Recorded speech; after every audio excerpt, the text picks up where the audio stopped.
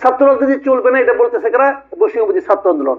যখন তারা বলতেছে তখন আবার মধুর ক্যান্টিনে বসে 2 দিন আগে তাদের নতুন ছাত্র সংগঠন গঠনের ঘোষণা দিচ্ছে। তো এটা কি মিললো ভাই?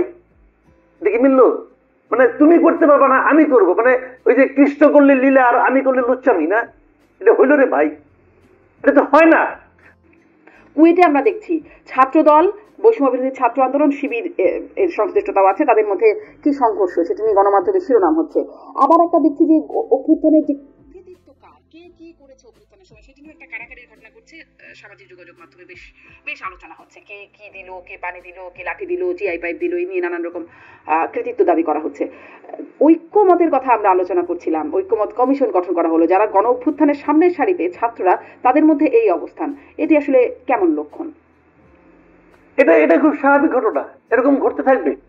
শুনেন, যাদের যাদের মারামারি হলো, এই ছাত্র দল বলেন, ছাত্র আপনার বামপন্থীরা বলেন, অথবা আপনার শিবির বলেন, অথবা ছাত্র শক্তি বলেন, বৈষম্যবিরোধী ছাত্র আন্দোলন বলতে তো কিছু নাই রে ভাই। এখানে তো ছাত্র শক্তি লোকজন ছিল এবং এই সবাই মিলা ছিল বৈষম্যবিরোধী ছাত্র আন্দোলন। এখন বৈষম্যবিরোধী ছাত্র আন্দোলনগুলি এক হয়ে গেছে, তারা আমরা কয়েকজন, এবং তারা ক্রেডিটটা নেওয়ার চেষ্টা করছে।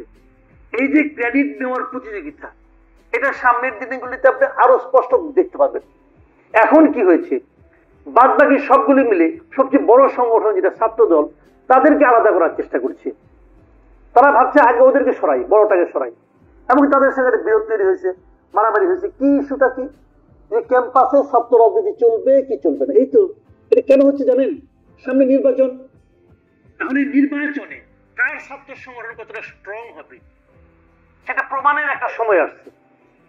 কয়দিন আগে যে আমরা একসঙ্গে গলায় গলা ধরে আমরা যে স্বৈরাচারের বিরুদ্ধে ফাইট করছি, সেই যে ভিলেনটা, সেই ভিলেনটা এখন অপসারিত হয়েছে।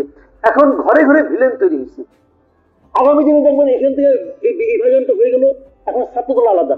দুদিন পরে দেখবেন এই ছাত্র শিবির আর বৈষম্যবিরোধী যাওয়ার বাদে। কারণটা কি?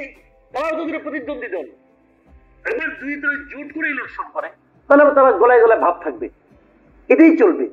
কিন্তু এখানে সমস্যাটা কোথায়? এই বৈষম্যবিরোধী ছাত্র আন্দোলনে এত পাওয়ারটা কোথায়? পাওয়ার কিন্তু কিছু না, পাওয়ার হলো তারা প্রশাসনের সাপোর্টটা পাচ্ছে। সাপোর্ট পারলে সবাই যে বলে না, গ্রামে একটা প্রবাদ আছে দেখবেন যে গলির কুকুর কিন্তু নিজের গলিতে পাক, আবার অন্য গলিতে গেলে সে কিন্তু তখন বিলাই হয়ে যায়। তো এখন এখানেও একই জিনিসটা, যে এখন যখন গভর্নমেন্টের সাপোর্ট পায় তখন সবাই বাঘ হয়ে যায়। ছাত্রলীগও বাঘ ছিল, হারিয়ে গেছে, এরাও বাঘ হয়ে আছে। ওই জন্য ওয়েট করেন, দেখেন ইলেকশনের টানাপোড়েন যখন শুরু হবে, দেখেন কি হয়। বাংলাদেশ 6 ঋতুর দেশ ভাই। বর্ষাকালে কেউ টের পায় না যে শীতকালে কেমন ঠান্ডা ছিল।